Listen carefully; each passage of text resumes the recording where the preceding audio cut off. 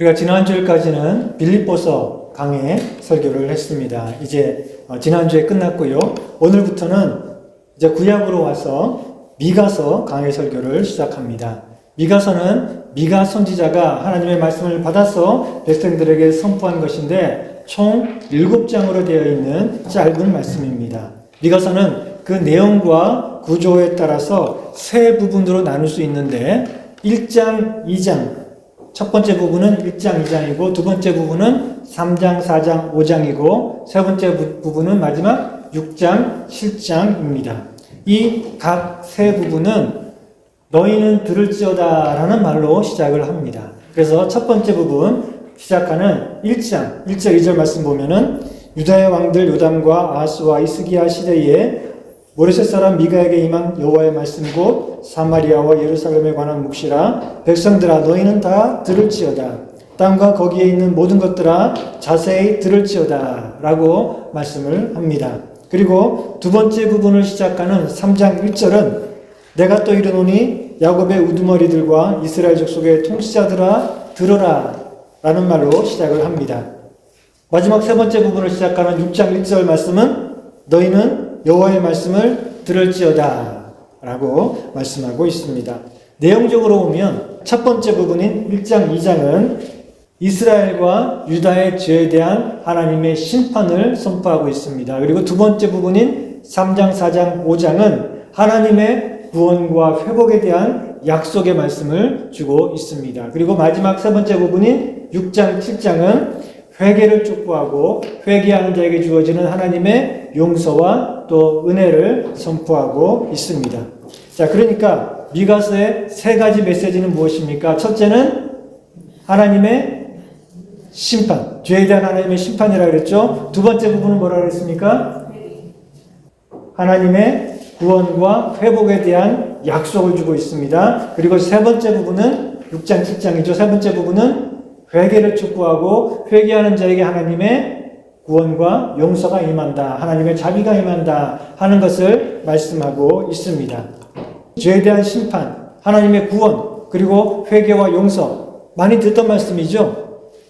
자주 듣던 말씀 아닙니까? 신약 성경에 선포하고 있는 복음의 메시지가 바로 이것이죠. 미가서는 구약의 예언서들 가운데 하나고 우리가 성경 말씀 가운데 찾으라 그러면 금방 찾기 어려운, 어디 있는지도 잘 우리가 모르고, 그리고 그 말씀은 옛날에 이스라엘과 유다 백성들을 향한 하나님의 무서운 심판을 선포하고 있는 말씀이다 라는 것 외에는 우리가 그 내용을 잘 모르고 있지만, 그러나 이 말씀을 자세히 보면 이 말씀은 무엇입니까? 바로 복음입니다. 복음을 선포하고 있는 그런 말씀입니다. 나중에 우리 다음 주 말씀해 보겠지만 이 미가서 안에는 예수님에 대한 예언도 분명하게 나오고 있습니다. 그래서 복음을 가장 분명하게 설명하고 있는 말씀 뭐죠? 요한복음 3장 16절 말씀하고도 아주 비슷합니다. 요한복음 3장 16절 뭐라고 말씀하시죠? 하나님이 세상을 이처럼 사랑하사 독생자를 주셨으니 이는 저를 믿는 자마다 멸망치 않고 영생을 얻게 하려 하심이라 라고 말씀하고 있죠. 인간은 죄로 인해 심판을 받아서 멸망할 수밖에 없지만 그러나 하나님께서 뭐라고요? 세상을 사랑하셔서 독생자를 주셔서 구원의 길을 열어주셨다는 것입니다. 그래서 이제 누구든지 회개하고 믿으면 용서와 영생을 얻게 된다. 이것이 요한복음 3장 16절 복음의 핵심적인 메시지죠. 그런데 이것이 바로 미가서의 메시지이기도 합니다.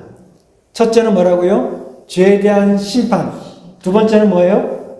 하나님의 구원과 회복에 대한 약속의 말씀. 그리고 세 번째는 회개와 회개하는 자에게 주어지는 하나님의 용서와 자비를 말씀하고 있습니다. 자, 그런데 좀 순서가 이상하지 않아요? 두 번째하고 세 번째 순서가 좀 바뀐 것 같지 않습니까? 하나님의 무서운 심판이 임하니까 빨리 회개하고 하나님께 나와 순종하면 구원을 얻고 회복된다. 이렇게 말해야지 순서가 좀 제대로 자연스러운 것 같은데, 그런데 두 번째, 세 번째가 거꾸로 되어 있는 것 같습니다. 미가서는 죄에 대한 하나님의 무서운 심판을 선포한 다음에 자 무섭지? 그러니까 빨리 회개하고 그리고 하나님께 나와서 구원을 받으라 이렇게 말씀하는 게 아니에요. 그게 아니라 어떻게 말씀합니까? 하나님의 무서운 심판을 선포하고 그 다음에 하나님께서 너희들을 구원하시고 회복시키신다라는 이런 아주 희망적인 약속을 주십니다. 그 다음에 그러니까 너희들은 회개하고 나와서 하나님의 용서와 자비를 얻어라라고 말씀하고 있습니다. 요한복음 3장 16절도 똑같습니다. 요한복음 3장 16절도 인간은 죄로 인해 멸망받을 수밖에 없지만 그 다음에 뭡니까? 하나님이 세상을 이처럼 사랑하사 독생자를 주셨으니 하나님의 구원의 은혜를 먼저 선포합니다. 그 다음에 그러니까 누구든지 하나님께 나와 회개하고 믿으면 용서와 영생을 얻게 된다라고 말씀하고 있죠. 그러니까 회개보다도 하나님의 은혜가 먼저입니다. 우리가 하나님께 나와서 회개하고 믿는 것보다 하나님의 구원의 은혜가 먼저 선포되고 있는 것입니다. 우리를 구원하기로 작정하신 하나님께서는 때가 되매 독생자 예수님을 이 땅에 보내주셔서 우리를 대신해서 십자가 위에 죽게 하시고 그래서 우리를 구원하여 주시는 그 구원의 은혜를 베풀어 주셨습니다. 그렇기 때문에 이제 우리는 그 주님께 나와 회개하고 믿으면 이런 용서와 자비와 또 은혜를 얻게 된다는 것입니다. 이런 하나님의 놀라운 구원의 은혜가 그렇기 때문에 복음이다라고 불리는 것입니다. 복음이 뭡니까? 기쁜 소식이죠. 기쁜 소식. 이렇게 하나님의 은혜가 우리의 모든 행동보다 앞서기 때문에 하나님의 은혜가 구원의 은혜가 먼저 주어지기 때문에 그래서 이것을 우리는 기쁜 소식이다. 복음이다. 이렇게 이야기하는 것입니다. 미가서는 우리들에게 복음을 선포하고 있습니다. 그것은 뭐라 그랬죠? 세 부분 심판과 구원과 회개 이렇게 세 부분으로 되어 있고 그래서 이제 오늘부터는 우리는 이 세 부분을 차례씩 살펴볼 텐데 오늘은 첫 번째 부분 뭐죠? 하나님의 심판, 죄에 대한 하나님의 심판에 대한 말씀을 살펴보도록 하겠습니다. 하나님께서는 이스라엘과 유다의 이 죄에 대해서 심판을 선포하십니다. 그런데 하나님께서는 심판을 행하기 전에 먼저 심판에 대한 경고, 즉 심판할 것이라는 그런 선포의 말씀을 선지자를 통해서 먼저 주십니다. 그래서 오늘 본문 2절에 보니까 백성들아 너희는 다 들을지어다. 땅과 거기에 있는 모든 것들아 자세히 들을지어다. 주 여호와께서 너희에게 대하여 증언하시되 곧 주께서 성전에서 그리하실 것이다 라고 말씀하고 있습니다. 하나님께서는 인간의 죄에 대해서 당장에 심판하지 않고 길이 참고 그들이 회개하기를 기다리십니다. 그런데 회개하지 않으면 그래서 그들의 죄가 가득 차면 죄의 잔이 가득 차서 넘치면 그때 가서 하나님께서는 마침내 심판을 하시는 것입니다. 노아 때에 하나님께서 물로 홍수로 세상을 심판하셨죠. 그때도 하나님께서 참고 기다리다가 사람들의 죄가 온 땅을 가득 채웠기 때문에 마침내 하나님께서 심판을 하신 것입니다. 그래서 창세기 6장 13절에 보면 말씀하기를 하나님이 노아에게 이르시되 모든 혈육 있는 자의 포악함이 땅에 가득함으로 이 땅을 이제 가득 채워버렸다는 것입니다. 그 끝날이 내 앞에 이르렀으니 내가 그들을 땅과 함께 멸하리라 라고 말씀하고 있어요. 그들의 죄악의 잔이 이제 가득 채워졌기 때문에 하나님께서 그들을 멸하실 것이다 라고 말씀하고 있습니다. 가나안 사람들도 마찬가지입니다. 이 가나안 족속들도 아브라함 때에는 아직 그들의 죄가 가득 차지 않았어요. 성경에 보면은 그렇게 말씀하고 있어요. 그들의 죄가 아직 가득 차지 않았기 때문에 하나님께서는 기다리고 그들에게 기회를 더 주십니다. 그러나 나중에 그들의 죄가 가득 차게 되었을 때에 마침내 하나님께서는 여호수아를 통해서 가나안 족속들을 심판하시고 그 땅을 이스라엘 백성들에게 주신 것입니다.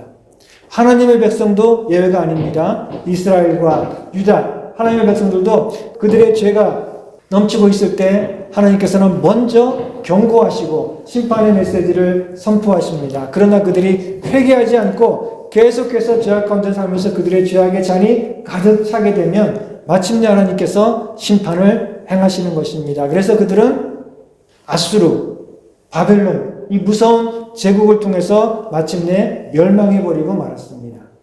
인간의 죄가 가득 차면 하나님께서는 처음에는 기회를 주시고 기다려 주시지만 그들의 죄가 가득 차면 하나님께서는 반드시 심판하십니다. 그리고 그 심판은 아주 무섭습니다. 그리고 그 심판을 피할 사람은 아무도 없습니다.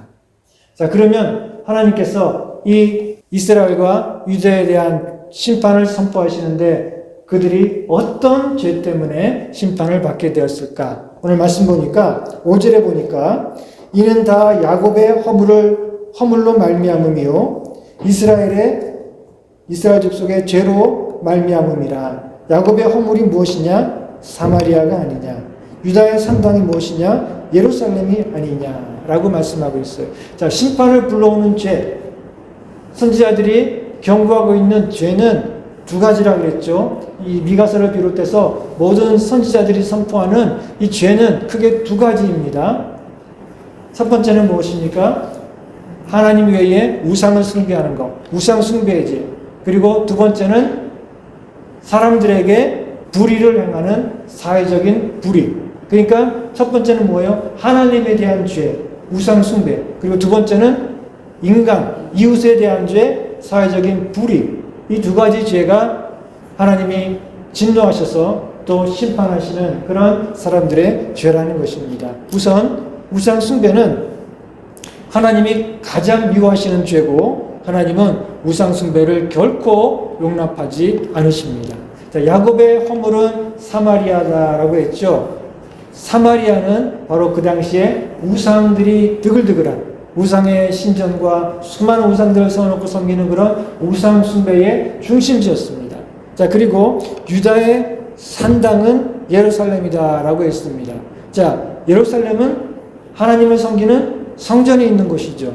산당은 무엇입니까? 산당은 우상을 섬기는 곳을 산당이라고 합니다. 그런데 유다의 산당은 예루살렘이다. 아니, 예루살렘은 하나님을 섬기는 성전이 있는데 왜 그것이 우상을 섬기는 산당이라고 말씀하고 있을까?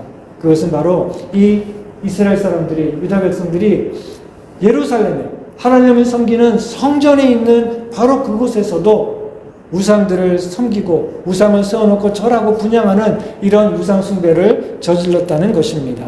물론 성전이 없어진 것은 아닙니다. 그 성전에서 하나님께 드리는 번제를 스탑한 것은 아닙니다. 그들은 계속해서 성전에 모여서 하나님께 제사를 지냅니다. 그러면서 바로 그곳에서 또 우상을 세워놓고 우상을 숭배했습니다. 그래도 하나님을 향한 번제를 중단하지 않고 그래도 하나님도 섬겼으니까 하나님이 그래 그나마 낫다 그러셨을까요? 우상만 섬긴 게 아니라 하나님도 함께 섬겼으니 그래 그나마 고맙다 그러셨을까요? 하나님은 더 화를 내셨을 것입니다. 왜냐하면 하나님하고 우상하고 똑같이 취급하고 있으니까. 하나님이나 우상이나 똑같이 취급하고 있으니까 하나님께서는 더 화가 나고 이것은 하나님께 대한 더 큰 모욕이자 죄가 되는 것이죠.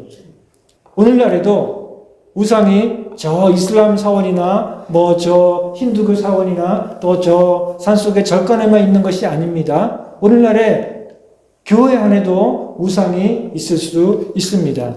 우리가 하나님과 함께 섬기고 있는, 하나님 대신 섬기는 건 아니지만 하나님을 섬기면서 동시에 섬기고 있는 우상들이 어떤 것이 있는지 우리가 잘 살펴보아야 합니다.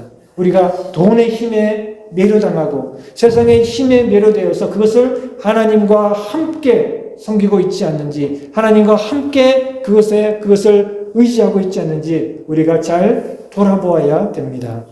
하나님의 진노의 심판을 불러오는 두 번째 죄는 무엇인가 하면 뭐라 그랬죠? 사회적인 불의.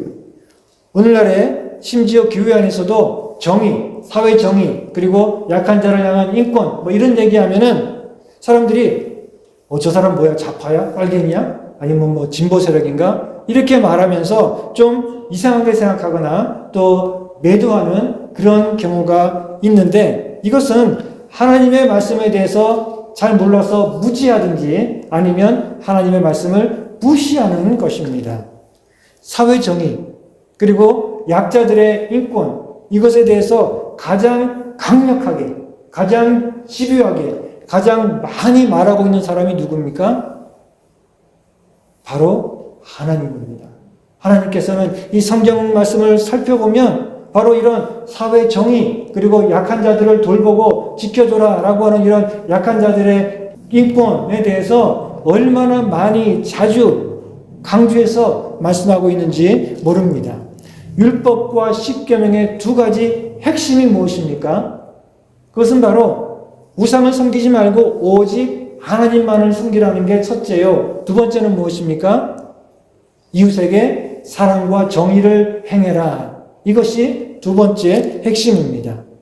왜 사회적인 불의와 탐욕과 거짓, 그리고 가난하고 약한 자들을 무시하고 탄압하는 것이 아주 심각한 죄인가 하면, 이것은 단지 이웃에게 해를 끼치는 나쁜 짓인 정도가 아니라 이것은 바로 하나님의 권위와 말씀을 무시하고 거역하는 것이기 때문에 아주 심각한 죄가 되는 것입니다.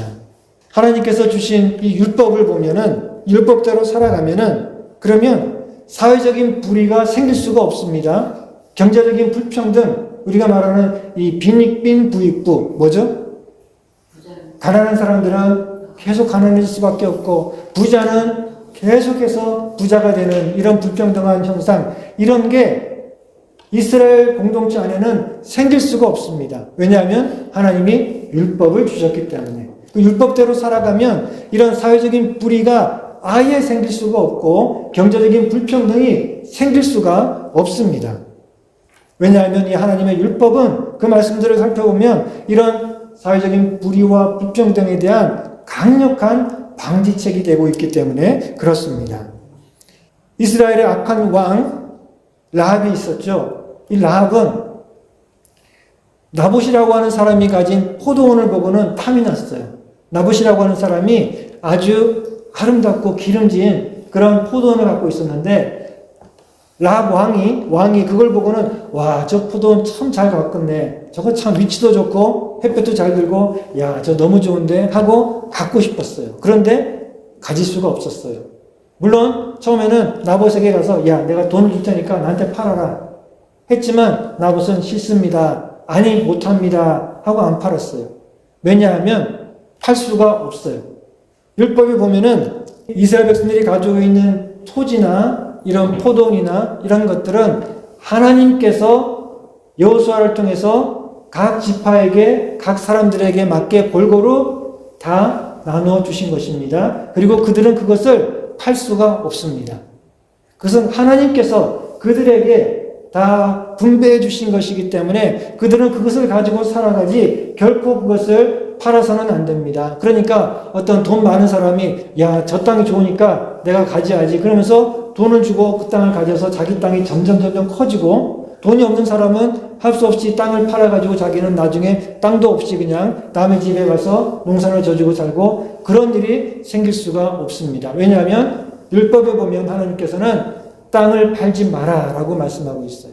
레위기서 25장 23절에 보니까 토지를 영구히 팔지 말 것은 토지는 다 내 것임이라. 너희는 거류민이요 동거하는 자로서 나와 함께 있느니라 라고 말씀하고 있어요. 그래서 아무리 돈이 많고 힘이 있어도 왕이라고 해도 자기 마음에 드는 땅을 다 가질 수가 없어요. 물론 정당하게 돈을 주고 살려고 해도 살 수가 없어요. 왜냐하면 하나님께서는 각자에게 주신 그 땅을 잘 지키고 그리고 자기 후손에게 대대손손 물려주며 그렇게 너희들은 살아야 된다라고 말씀하셨기 때문에, 다른 이방 나라처럼 힘이 있고 돈이 있으면 원하는 것은 뭐든지 살 수 있고, 그래서 힘이 있고 돈이 있으면 땅은 점점 커지고 더 많은 땅, 더 많은 집, 더 많은 포도를 갖게 되고, 돈이 없는 사람은 점점 자기 것이 줄어들고 나중에는 없어지고, 이런 일이 이스라엘 공동체 안에서는 절대 아예 생길 수가 없었다는 것입니다. 자, 그런데 라합 왕은 어떻게 됐죠? 나봇의 포도원을 결국은 자기 것으로 만들었어요. 그리고는 이 포도원 주인인 나봇은 거짓 증인들을 내세워가지고 결국은 죽이고 말았어요. 아니, 엄연히 율법이 있는데 어떻게 이런 일을 할 수가 있었을까요? 왜냐하면 힘이 있었기 때문에, 왕이기 때문에 힘을 가지고 있었기 때문에 그렇게 한 것입니다. 사회적인 불의가 무엇입니까? 힘이 있기 때문에 율법을 무시하고 어기는 것. 그게 바로 사회적인 불의입니다. 나는 힘이 있기 때문에 율법이 뭐라 그러든 내가 하고 싶은 거 다 할 거야. 내가 하고 싶은 거 다 가질 수 있어. 라고 하는 게 바로 사회적인 불의입니다. 불의는 언제나 힘이 있는 사람이 그 힘이 무슨 정치적인 힘이든 경제적인 힘이든 아니면 종교적인 힘이든 어쨌든 힘을 가진 사람이 힘이 없는 사람의 권리를 빼앗고 그 사람에게 해를 끼치는 것. 이게 바로 사회적인 불의입니다. 미가 선지자는 하나님의 진노와 심판이 임하는 이 이스라엘의 사회적인 불의에 대해서 이렇게 선포합니다. 2장 1절에 보니까 그들이 침상에서 죄를 꾸미며 악을 꾸미고 날이 밝으면 그 손에 힘이 있으므로 그것을 행하는 자는 화 있을진저. 그들은 침상에 누워가지고 이런저런 궁리를 합니다. 악을 행할 것을 막 생각을 하고 이거 갖고 싶고 저것도 해야지 하다가 아침에 일어나면 그것을 쫓아가서 합니다. 왜요? 그 손에 힘이 있으니까 그 힘을 가지고 자기가 갖고 싶은 것을 기어코 갖고 자기가 하고 싶은 것을 기어코 한다는 것입니다. 이어지는 2절에 보니까 그래서 그들이 그 손에 힘이 있으니까 그들이 원하는 것을 마음대로 합니다. 밭들을 탐하며 빼앗고 집들을 탐하여 차지하니 그들이 남자와 그의 집과 사람과 그의 산업을 강탈하도다. 율법에서는 결코 그러지 말라라고 말씀하고 있는데 그들이 손에 힘이 있기 때문에 율법을 무시하고 그것을 거역하고 자기가 꾸미고 하고 싶어하는 일들을 기엽고 한다는 것입니다. 8절 9절에도 보니까 근래에 내 백성이 원수같이 일어나서 전쟁을 피하여 평안히 지나가는 자들의 의복에서 겉옷을 벗기며 내 백성의 부녀들을 그들의 즐거운 집에서 쫓아내고 그들의 어린 자녀에게서 나의 영광을 영원히 빼앗는도다. 여기서 힘 있는 자들이 어떤 사람들을 억압하고 착취하고 있습니까? 평안히 지나가는 나그네, 그리고 부녀자들, 어린 자녀, 다 힘없는 약한 사람들이죠. 그러나 하나님의 율법은 분명히 말씀하기를 이런 힘없는 자들, 나그네와 과부와 고아와 가난한 자들, 이런 사람들을 너희들은 책임지고 돌보고 지켜야 된다. 그것이 하나님의 백성 이스라엘 공동체다라고 말씀하고 있습니다. 그런데 불의한 자들은 자기들 손에 힘이 있기 때문에 이 하나님의 율법을 무시하고 자기가 원하는 것들을 마음대로 행했다는 것입니다. 자, 여기에 한편에는 하나님의 율법이 있습니다. 그리고 여기에는 힘이 있습니다. 모든 것들은 하나님의 율법을 따라 행해져야 되기 때문에 힘이 있는 왕이든 힘이 없는 백성이든 돈이 많은 부자든 돈이 없는 사람이든 다 이 율법을 따라서 행해야 됩니다. 그것이 바로 하나님의 백성들이고 하나님의 나라인 것입니다. 자, 그런데 힘이 있다고 해서 율법 위에 올라가가지고 이 힘을 가지고 율법을 무시하고 율법을 어기고 자기가 원하는 것을 기엽고 하게 된다면 그것은 더 이상 하나님의 나라가 아닙니다. 그것은 더 이상 하나님의 백성이 아니죠. 요즘에 한국 사회를 봐도 마찬가지입니다. 힘이 있다고 해서 나라의 헌법을 무시하고 자기 마음대로 하면 그것은 민주주의 국가가 아닙니다. 대통령이 힘이 있죠. 대통령이 군대를 움직일 수 있는 힘이 있고 경찰을 명령할 수 있는 힘이 있고 정보기관을 움직일 수 있는 힘이 있습니다. 검찰을 통제할 수 있는 힘이 있습니다. 이런 힘이 있다고 해서 그 힘을 가지고 자기 마음대로 헌법을 어기고 그리고 불법을 행하게 되면 그것은 더 이상 민주주의 국가가 아니고 법이 지배하는 국가가 아니라 이런 국가들을 뭐라 그러죠? 독재 국가라고 합니다. 중국 같은, 북한 같은 그런 독재 국가가 되는 것입니다. 힘이 있다고 해서 하나님의 율법이든 또는 한 나라의 헌법이든 이 법을 무시하고 자기 마음대로 하려고 할 때 이것이 바로 불의한 일이고 하나님이 미워하시는 일이고 하나님의 진노가 심판이 임할 그런 일이라는 것입니다. 그런데 일부 한국의 기독교인들이 심지어 목사라고 하는 사람들이 이런 불의와 불법을 옹호하고 있고 내란과 또 폭동을 옹호하고 있고 사회적인 혼란을 부추기고 있는 그런 실정입니다. 참 큰일이죠. 이런 일 때문에 기독교가 욕을 먹고 전도의 문이 막히는 것을 우리가 걱정해야 되지만 그것보다 더 심각한 것은 바로 이런 일들 때문에 교회를 향해 하나님의 진노의 심판이 임하지 않을까 우리가 두려워해야 될 그런 지경입니다. 사람들은 왜 이렇게 거짓에는 잘 속고 그리고 하나님의 말씀은 무시할까요? 하나님의 말씀을 선포하고 있는 이 미가 같은 선지자들에 대해서 사람들이 뭐라고 말합니까? 2장 6절에 보니까 그들이 말하기를 너희는 예언하지 말라. 이것은 예언할 것이 아니거늘 욕하는 말을 그치지 아니한다 하는도다. 예언하지 말라는 것입니다. 미가 같은 사람들이 하나님의 말씀을 선포하고 있는데 그들에게 예언하지 마라, 말하지 마라. 죄와 심판과 정의에 대해서 말하지 마라. 그런 하나님의 말씀을 전하지 말라. 듣기 싫다는 것이죠. 하나님의 말씀을 전하는데 그들은 그걸 어떻게 들어요? 자기를 욕하는 말로 듣습니다. 자기들을 공격하는 말로 듣고 화를 내면서 입을 틀어막으려고 한다는 것입니다. 그러면서 그저 듣기 좋은 말, 하나님의 복을 받아 풍요롭고 그리고 또 번영을 누리게 될 것입니다. 이런 말을 하는 거짓 선지자들이 있다면 그 말에는 쉽게 귀를 기울이고 그런 말을 하는 사람들을 좋아하고 그런 거짓 선지자들을 쫓아간다는 것입니다. 그래서 11절에 보니까 사람이 만일 허망하게 행하며 거짓말로 이르기를 내가 포도주와 독주에 대하여 다시 말하면 풍요로움과 즐거움에 대해서 내게 예언하리라 할 것 같으면 그 사람이 이 백성의 선지자가 되리로다. 이렇게 백성들에게 풍요롭고 즐겁고 잘되고 성공하고 이런 얘기들을 하면 그러면 그런 사람들을 백성들이 높이고 추앙하고 환영하고 따르게 된다는 것입니다. 오늘날도 마찬가지죠. 디모데후서 4장 3절 4절에 보니까 때가 이르리니 사람이 바른 교훈을 받지 아니하며 귀가 가리워서 자기의 사욕을 따를 스승을 많이 두고 또 그 귀를 진리에서 돌이켜 허탄한 이야기를 따를 것이다 라고 말씀하고 있습니다. 이런 일들이 죄악된 세상 가운데서는 계속해서 항상 일어나고 있습니다.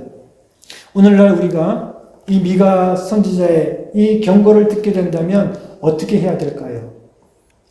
귀를 기울여야 되겠죠. 그 하나님의 말씀을 우리가 듣기 불편해도 듣기 힘들어도 내 마음에 맞지 않아도 그 말씀에 우리가 귀를 기울여 들어야 됩니다. 그리고 내 자신을 돌아보아야 됩니다. 다행스럽게도 하나님께서는 우리를 위한 구원과 회복을 약속해 주셨고 그리고 믿고 회개하는 자에게 용서와 자비를 베풀어 주십니다. 이제 앞으로 다음 주, 그 다음 주에는 이 부분들을 살펴볼 것입니다.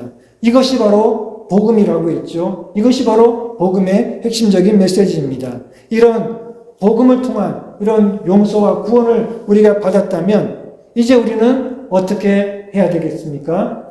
바로 이런 죄로부터 돌이키는 그런 삶을 살아야 됩니다. 복음에는 두 가지가 들어 있습니다. 첫째, 죄에 대한 심판의 메시지가 들어 있습니다. 둘째, 하나님의 구원과 용서의 메시지가 들어 있습니다. 그런데 우리가 이 죄에 대한 심판의 메시지는 건너뛰고 이거는 좀 무섭고 불편하니까 건너뛰고 그냥 곧바로 용서와 구원의 메시지를 들으려고 하면은 안 들립니다. 그렇게는 갈 수가 없습니다. 죄에 대한 심판의 말씀을 건너뛰고 곧바로 구원과 용서의 말씀을 들으려고 하면 사람들이 어떻게 됩니까? 그러면 죄는 죄대로 그대로 두고, 왜냐하면 죄에 대한 말씀은 불편하니까 놔두고 그냥 용서, 구원, 영생, 이 말씀이 다다라고 생각하고 그 말씀만을 들으려고 하면 문제가 생깁니다. 왜냐하면 죄는 그대로 남아있고 그 죄를 버리지 않고 죄는 죄대로 그대로 있고 구원받았다라고 하면서 용서받았다라고 하면서 여전히 죄 안에서 살아가기 때문에 그렇습니다. 이것이 문제입니다. 믿는다라고 하면서도 여전히 사람들이 죄악 속에 살아가며 사람들에게 비난을 받고 우리가 복음을 전할 때 오히려 조롱을 받는 이유가 무엇입니까? 복음을 우리가 처음부터 온전히 이해하지 못했기 때문에 그렇습니다. 복음에는 죄에 대한 심판의 메시지가 있는데 그것을 듣고 나서야 우리는 하나님의 용서와 구원이 얼마나 고맙고 감사한지를 알게 되는 것이죠. 그런데 죄에 대한 메시지는 그냥 건너뛰어버리고 무시하고 그리고 용서와 구원만을 얻으려고 하니까 죄가 어디 안 가죠. 그대로 있습니다. 내 삶 속에서도 그대로 남아 있습니다. 그러니 구원받았다면서 여전히 죄와 함께 더불어 살아가게 되는 것이죠. 우리는 용서받고 구원받았기 때문에 이제 하나님의 진노의 심판을 불러오는 그 죄가 무엇인지를 알아야 됩니다. 그 죄를 이제 미워해야 됩니다. 그 죄를 이제 우리는 철저하게 버려야 됩니다. 매일매일 버려야 됩니다. 어떤 죄라고 그랬죠? 두 가지라고 그랬습니다. 첫째는 우리 안에 있는 우상의 산당을 허물어야 됩니다.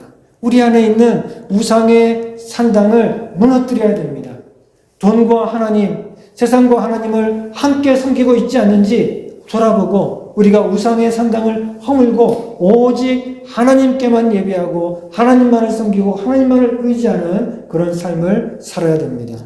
두 번째는 무엇입니까? 불의와 불법을 미워하고 정의를 행하는 그런 삶을 살아가야 됩니다. 우리가 무슨 큰 힘이 있어가지고 불의를 저지르고 불법을 행하고 약한 자들을 막 괴롭히고 그런 사람들은 여기 없죠. 우리가 그렇게 힘이 있어가지고 막 불의를 행하는 그런 사람들은 아니겠지만 그러나 우리가 이런 세상의 불의와 불법에 현혹되어서 그것에 동조하거나 그것을 옳다라고 따라가서는 안 되는 것입니다.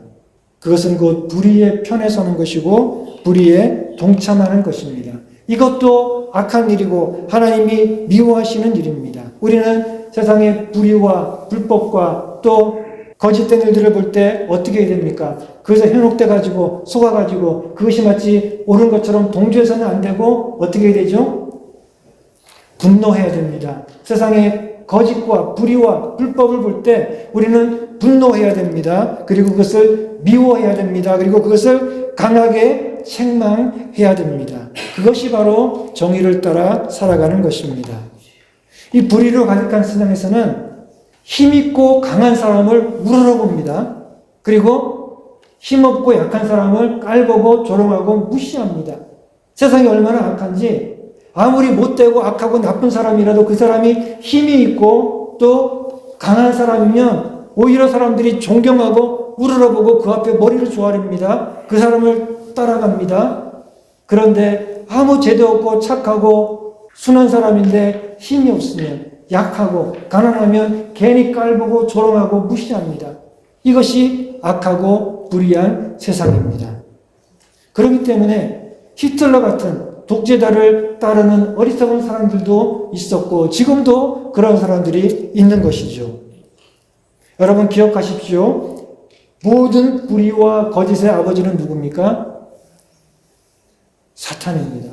모든 거짓과 불의와 불법의 아버지는 사탄입니다. 모든 정의의 아버지는 하나님입니다. 우리는 불의와 거짓으로 가득한 세상 속에서 이 불의한 사탄의 세력에 용감하게 맞서서 싸워야 됩니다. 그리고 약한 자들을 우선적으로 돌보고 숨김으로써 하나님의 정의를 행하는 삶을 살아가야 됩니다. 사랑하는 성도 여러분, 이 세상은 멀쩡해 보여도 하나님의 진노의 심판 아래에 놓여 있습니다. 그러나 우리는 하나님의 은혜로 믿음으로 말미암아 용서받고 구원받은 하나님의 백성이 되었습니다. 이제 우리는 어떻게 살아야 되겠습니까? 하나님이 미워하시는 죄를 우리도 미워해야 됩니다. 하나님이 사랑하시는 의와 공의와 또 정의를 우리도 사랑해야 됩니다. 베드로전서 2장 24절은 말씀합니다. 그리스도께서 친히 나무에 달려 그 몸으로 우리 죄를 담당하셨으니 이는 우리로 죄에 대하여 죽고 의에 대하여 살게 하려 하심이라. 이 말씀대로 세상에 의지하는 모든 헛된 우상들을 버리고 오직 하나님만을 섬기고 의지하는 그런 의로운 주님의 백성들이 다 되시기를 바랍니다. 그리고 세상의 불의와 거짓에 현혹되지 말고 그것에 동조하거나 따라가지 말고 그것을 미워하고 그것과 맞서 싸우고 그리고 오직 정의와 사랑을 행하는 의로운 하나님의 백성으로 살아가시는 저 여러분들 다 되시기를 주님의 이름으로 축원합니다.